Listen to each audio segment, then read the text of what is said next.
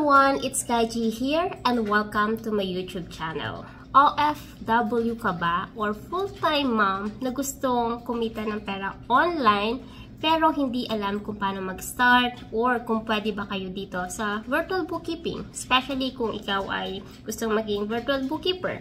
So, kung interested kang malaman ang istorya ni Ness na isang OFW before and then full-time mom na ngayon, please keep on watching. Until the end, do not skip para wala kang ma-miss na tips and tricks na i-share ko throughout the video. So without further ado, let's get started! Kung bago ka lang sa channel na to, I'm Kaji, Virtual Assistant, Executive Assistant, bookkeeper, accountant. So kahit anong work, pinapasok ko, basta't online. Kasi online work is amazing! So sa channel na to, dinidiscuss natin more on online work, tips and tricks, and mga success stories. So kung interested ka sa mga topics na yon, please consider subscribing and don't forget to hit the notification bell para wala kang ma-miss na video na ina-upload ni Kaji every single week. So, let's all welcome Ness. Hi Ness! Can you say hi sa mga followers natin, sa mga nag-watch ng video na to? Just introduce yourself, ano yung ginagawa mo, and yeah, kahit ano, anything about you na gusto mo i-share. Okay. Hello, hello sa Team Kaji, sa mga followers ni Coach Kaji. Hello, I'm Nestle. I'm a full-time mom. Ayan, nasa bahay lang ako, nag-aalaga ng aking isang anak na 5 years old.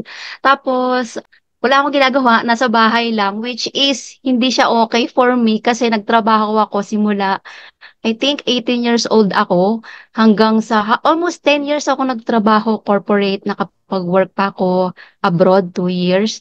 Tapos simula nung makapag-asawa, magkaanak, ayun, nasa bahay. So, ayokong pumayag na wala akong income. Nagtitingin-tingin ako sa social media. Tapos, sa YouTube, ayun, may nakita akong interview na ikaw yung guest. 2021 pa yun, coach, ha? Ikaw yung guest. So, tapos nakita ko about bookkeeping siya. Eh, ang background ko kasi is nasa accounting. Sa accounting ako nagwo-work. Although, hindi naman ako accounting 4 years grad ng accountancy. Hindi. Nakuha lang siya sa experience. Ayun, tapos sabi ko, uy, bookkeeping, check ko nga. Hindi ko na tinuloy yung panonood dun sa kabilang video. Doon ako sa sa YouTube channel. Nagtingin-tingin ako doon. Ayan, sabi ko, gusto ko to. Sabi ko, nasa bahay lang, nagkaka-income ka. Nagsabi ako sa husband ko. Pero that time kasi wala pang budget, walang budget para makabili ng laptop.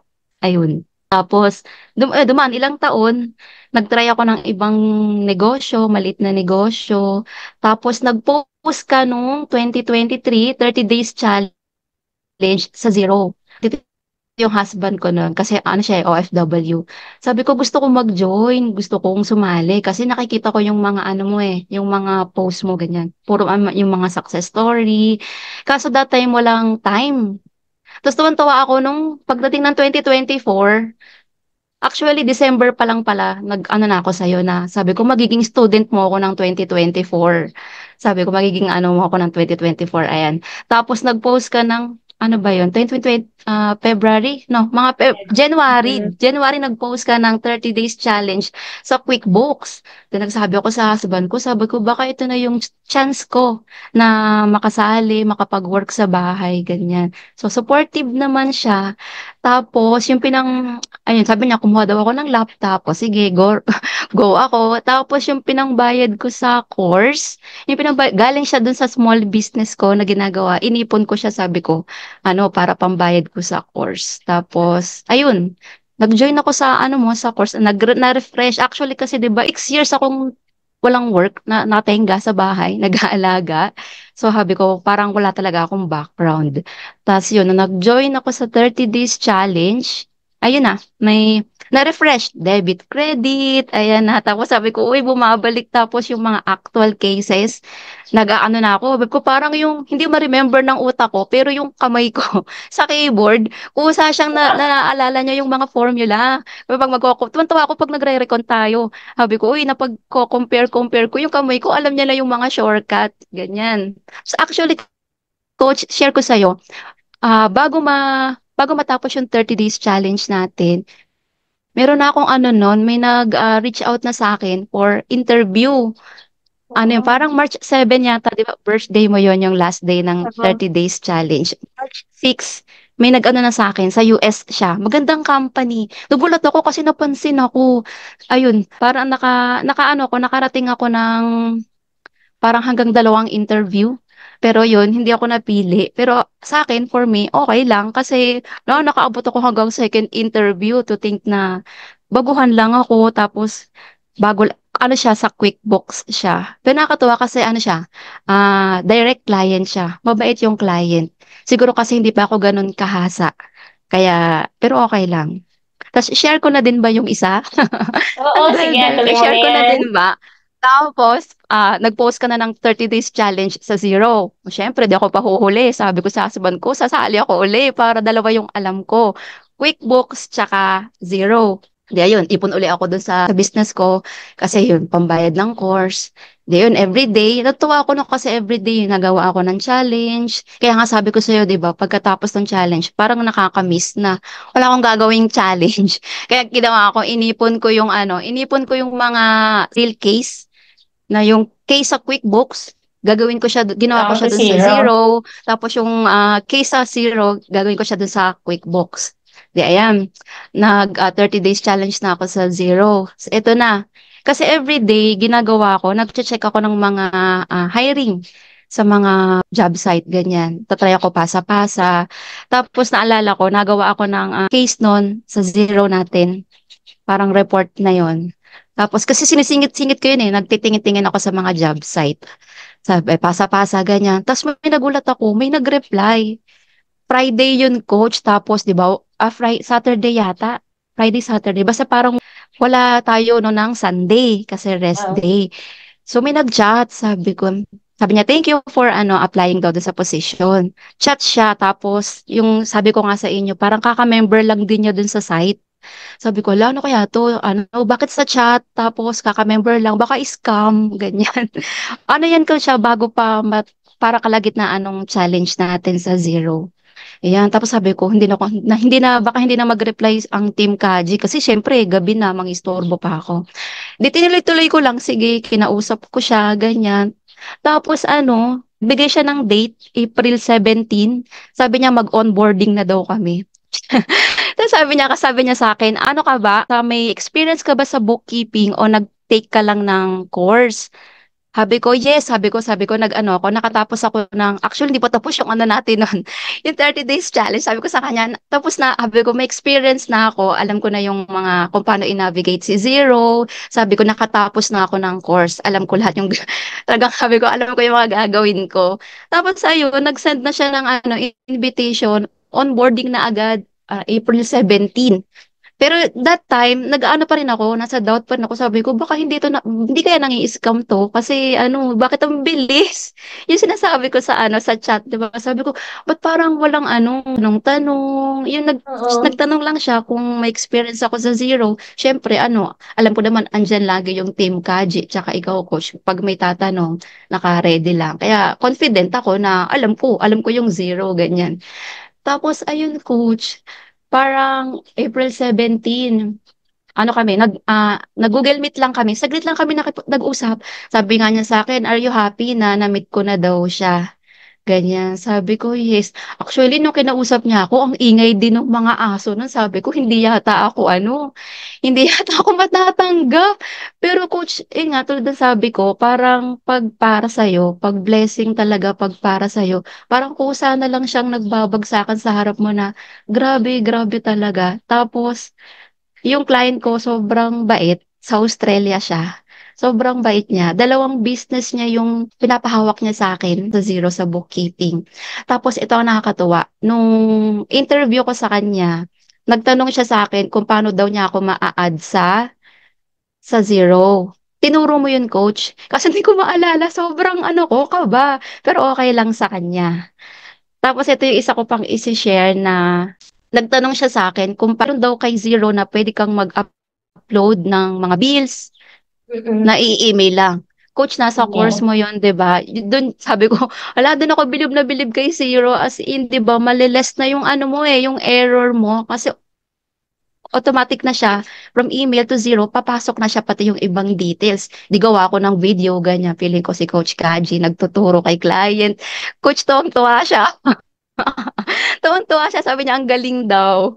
Ayun po, sobrang thank you. So, super ano, worth it. Super worth it yung mag-join ako. Gusto ko pa nga mag-join sa mga challenge eh. Kaso ano, medyo busy. Busy ka na. Sana all busy na. May ibang ginagawa din. Pero coach, ano lang naman sa kanya, part-time lang.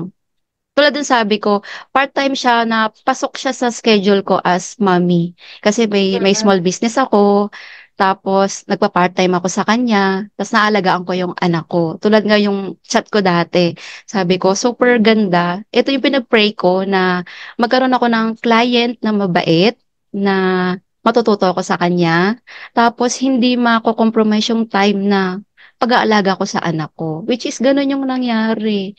Nagwo-work ako sa kanya, nagpapakain ako ng bata, nagpapaligo. Di ba? Tapos bayad, bayad ka ng dollar. Sana all. Pero, ayan, sige. May question ako sa'yo. Nung nag-join ka ng challenge, di ba, syempre may investment, may pera na kailangan ilabas ka. Yung investment Mm, mo ba dun mm, sa challenge mm. is bumalik na sa'yo? Bumalik na po. Bumalik Nasa na. O, PayPal di ko ba? na. Ayun din, super ano ako, thankful kasi bago lang din talaga ako 'di ba sa gantong industry. Bawat tanong ko napaka ano lang, easy lang kasi one shot away lang kay coach, sa team mo coach. Ang bilis niya mag-response kahit na makulit, sorry. Pero ayun, kahit about PayPal, nasasagot nyo, ganyan, pati mga invoice, halos lahat nung nagawa ko, lahat nung nasimulan ko, galing talaga sa ano, sa team mo, sa'yo. Ayun, kaya Thank thank you. you. Thank you, Di ba ngayon meron ka ng actual client?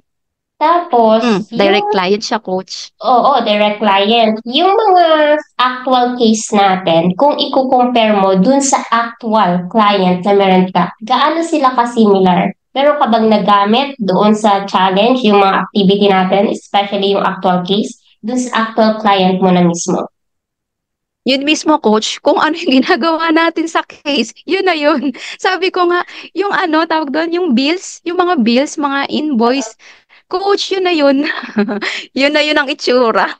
Kaya madali na lang talaga sa akin kung ano yung ginawa natin sa challenge, yun lang din. Pagbabank recon, paglalagay ng mga bills, pag-a-attach, yun na yun.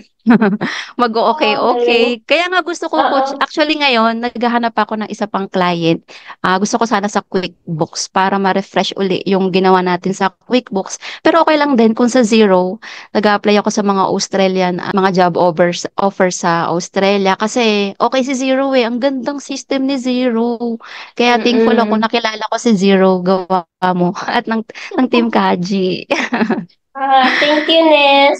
Pero isa kasi sa mga question lagi na mga, parang gusto mga maging virtual bookkeeper. Katulad mo, ikaw kasi yung client mo nasa Australia.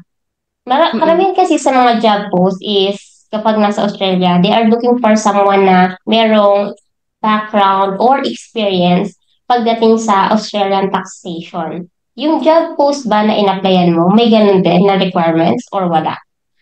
Wala naman coach, pero sa observation ko dun sa mga pagpapasok ko ng mga invoice nila, mga bills, merong GST, merong tax.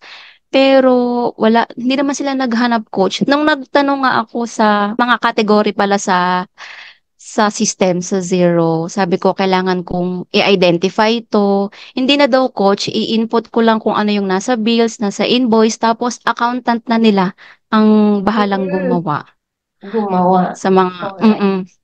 Mm. Alright. Ano nga coach eh, Maayos sobrang yan. mm Okay siya, coach. Hindi gano'n kahirap yung trabaho. Sana all. Mas mahirap pa ba Hindi, yung case natin? medyo. At least, di ba, naging ano siya, naging daan. Like, siya yung Mm, naging background mo pagdating sa experience mo. Pero coach. question ko, sa pag, sa pag, sa pag-communicate sa client, nahirapan ka ba or hindi naman? Like, Hindi naman, ano yung struggle mo wala sa naman, coach, ngayon? kasi tinanong ako ni tinanong ako ni client paano kami mag-uusap tungkol doon sa as bookkeeper nga sa paggawa ko. Eh dahil may Slack tayo sa chat, sinabi ko 'yun. Tapos sa WhatsApp kami nag-uusap. May WhatsApp naman siya tapos may WhatsApp ako. Tapos Google Sheet, doon kami nag-aano na tingin ng documents. Ayun lang, coach.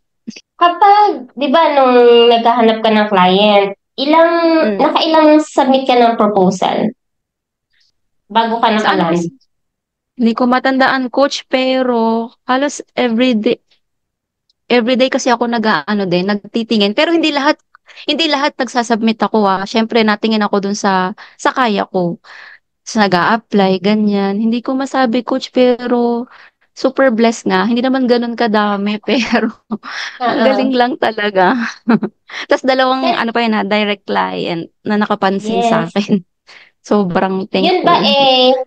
before mo i-optimize yung profile mo dun sa challenge natin or before or after ng pag-optimize mo? Af After, coach, After. kasi nag-apply na ako Oh, dati sa mga site na hindi pa ako nag-aano sa'yo, hindi pa ako nagtitake ng 30 days challenge. Nasayang yung mga points and ano ko, something. Sabi ko dapat pala nakinig muna ako at nag-antay muna ako dun sa 30 days challenge natin kasi tinuturo din yung pag-optimize ng profile, yung tamang resume, ayun, pati yung pagko-compose ng proposal. Pero ko, mm-mm. sobrang happy ko kasi kahit hindi ako matanggap pa, mapansin lang yung proposal ko at nag-reply sa akin. Sobrang tuwan-tuwa na ako dun. Oo, kasi dati, di ba, ako din, ganun experience ko. Nung hindi ko pa alam yung technique, kahit anong dami Mm, kong send ng mm, proposal, wala talaga nag-reply. So, iba pa mm, rin yung meron ka talagang sinusunod na pattern or technique. So, mm, question. Ito na yung nakalimutan ko kanina na itanong. So, di ba kanina nabanggit mo na tinanong ka kung meron kang experience. mm, Paano kaya kung ang example lang hindi ka nag-join ng challenge and yung experience mo is yung nung nag-work ka pa, tingin mo mm. maha-hair ka or may chance na ma-hair ka? Hi- Hindi, coach. Kasi ang hinahanap nila yung marunong sa system na gamit, sa accounting system na gamit nila. Yun ang tinatanong nila. Masasagot ko ba si client pag sinabing, marunong ka bang mag-upload nito dito sa system? Kung base yun sa experience ko, hindi ko siya masasagot. Malamang baka hindi ako natanggap. Ayan, sige. So, eto, ano naman yung, di ba, dati, sabi mo, nag-search ka sa YouTube, nakita mo ako, simula Mm-mm. noon hanggang mag-enroll ka dun sa challenge, like, for sure, meron kang doubt or iniisip mo, oy, legit kaya to, si Kaji. Meron ka bang mga ganun? Ano yung mga questions sa isip mo bago ka mag-enroll dun sa course or dun sa challenge? About kay Kaji or sa course? Hindi, coach, hindi ako nag-doubt. Kasi yung mga tinuturo mo sa YouTube, yun naman talaga yung sa accounting eh. Hindi ako nag-doubt eh. Talagang kahit nung makita ko na nag-offer ka ng course, dati pa talaga kung may budget ako, dati pa ako enroll. Nito lang talaga nagkaroon ng chance. Wala, coach, hindi ako doubt. Kasi nakaka-relate ako sa'yo kasi nag-accounting staff din ako sa corporate. Kaya nakaka-relate ako dun sa mga vlog mo. Ayun. Hmm. Ayan, sige. Thank you. And isa pang question. Madami akong tanong talaga eh. So, ano naman yung masasabi mo sa mga aspiring freelancer or virtual bookkeeper na katulad natin, na katulad mo, mom Mm, or OFW na gusto mm. mag-transition sa online work? Ano yung advice na masasabi mo sa kanila? Ang advice ko, ayun, kahit marami tayong experience in private sector, iba pa rin talaga yung may actual experience ka or nag-take ka ng mga course na related dito sa online job, sa mga online world. Kasi hindi ka papansinin ni client pag pag ang ano mo lang, ang experience mo lang is kung base sa experience mo lang. Iba pa din talaga yung take ka ng course, ng mga, kahit hindi naman may mga bayad na course, marami naman mga free course sa social media, Mm. ganyan.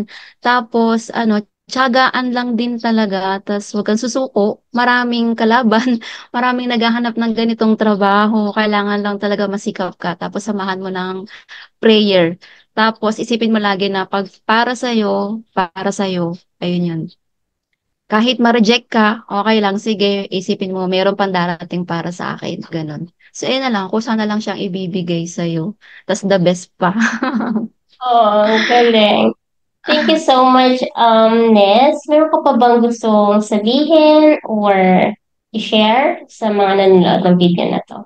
Ayun na-share ko na yata lahat. Happy lang talaga ako, coach, kasi naka-join ako sa Team Kaji. Kung sabi sa'yo, una pa lang, hindi ako nagda-doubt kasi talagang alam ko may matututunan ako. Na-refresh yung mga background ko sa accounting, tapos super happy. Sana makalanta ako ng isa pang client, pero part-time lang. Ayan. Mm-mm. Ayoko ng full-time kasi hindi pwede. May anak ako. Super Ah, happy na, coach. Ang gandang income niya para sa nasa bahay lang na nag-aalaga ng anak at may small business, ganun. pwede mo ba kaming bigyan ng idea dyan sa Yes, coach. income mo? Ah, Idea lang. And 4 hours ka ba per day? hindi po. 6 hours. Mm. Sige. Which is okay. Ayoko mag-disclose, pero okay talaga siya as Oh, hindi as ko natatanong stay-at-home yan mom. kasi I know na Tuwan-tuwa nga happy rin yung ka. husband ko. Tuwan-tuwa nga rin yung husband ko kasi at least I can provide sa mga gusto ko na hindi ko na kailangan. Yun talaga ang ko, coach, na hindi ko kailangan manghingi sa kanya. Makapag-ipon siya, tapos ako, yung akin, makakapag-gastos ako sa gusto ko, sa mga kailangan ko. Tama, Ayun. tama. Question pala, kung tinaalala ko, di ba yung sabi mo, mom ka, tapos meron kang small business. Nung Mm-mm. nag-join ka ng challenge, kasi yung challenge is dapat, di ba, kumbaga everyday you have to take action. Kasi Mm-mm. yun yung challenge eh. You have to take Mm-mm. action para pagdating ng dulo, merong result. So, ang Yes. question ko is, paano siya nag-fit sa schedule mo na ikaw ay isang mom, meron Mm-mm. kang kid, tapos meron ka pang business, tapos Mm-mm. may challenge. So, paano mo siya pinagkakasya? Kasi coach, naniniwala ko pag gusto mo, gagawin mo. Ang ginawa ko noon, sa umaga, may school yung yung anak ko. So hatid, bantay, ganyan. Tapos uuwi ako, kakain kami. Tapos ayun na, magche-check na ako ng natin, nung challenge natin. Gagawin ko na siya basta pagka-uwi namin galing school. Tapos ngayon, pag may singit na order sa small business, uunahin ko muna yung paggawa nun. Tapos sa gabi, ginagawa ko siya. Ginagawa ko yung Mm, challenge natin. Halos everyday, coach. Hindi kaya sabi sa iyo, 'di ba? Mamimiss ko yung yung everyday may ginagawang challenge kasi everyday ko nga siyang ginagawa din. Hindi pwedeng hindi galing. ko siya matatapos kasi maiiwanan ako pag Oo. Sarap kang maiiwanan ako. hahabulin. Oo. Time management. Ang nakakatuwa lang, napansin ko lang, sa kapag mayroong nagjo-join ng challenge or kahit yung sa course, ano siya yung mga tao na active, yung nagpa-participate, yung nag-take ng action, sila yung nagkakaroon ng result. Ikaw Mm. kahit sa Zoom call, makikita kita, active ka. Magtanong ng question, mag-chat-chat doon. Tapos Yes. sa activity sa chat, nandun Mm-mm. ka rin, active ka rin. So, tapos yung iba rin, yung iba din na katulad mo na active, nag-take ng action, tapos bawat video, nagko-comment na, done na ako dito, or Mm-mm. nagtatanong kung kapag hindi nag-get, sila yung nagkakaroon ng clients kasi they are taking action. Unlike dun sa mga, for example, mag-take ng challenge or ng course, and then, iiwanan lang dun or papabayaan lang. So, sayang Mm-mm. kasi. Sayang yung pera, sayang yung time. So, just in case na gusto nyo mag-join ng challenge or na kahit anong course na gusto nyo, or magpa-mentor sa isang coach na tingin nyo vibe nyo, then ang isasuggest ko lang or ang payo ko lang is mag-take ng action. Kasi masasayang lahat. Ano lang, kung ibabayad mo lang yung pera mo, walang ROI ba? Parang ganun. So, yun lang. And anything else? Ano pa ba? Wala na. Namimiss ko na kayo. Ikaw. Thank you so much, Nes, sa time mo. And yeah, sana marami kayong natutunan sa video na to. And kung meron kayong gustong itanong kay Nes or gustong itanong kay Kaji, just comment sa video na to. And if you want more videos like this, just let me know sa comment section. And Kaji will try to interview more mentee na galing sa community ni Kaji. That's all for today. And I'll see you again sa next video ko. Bye! Thank you, Coach.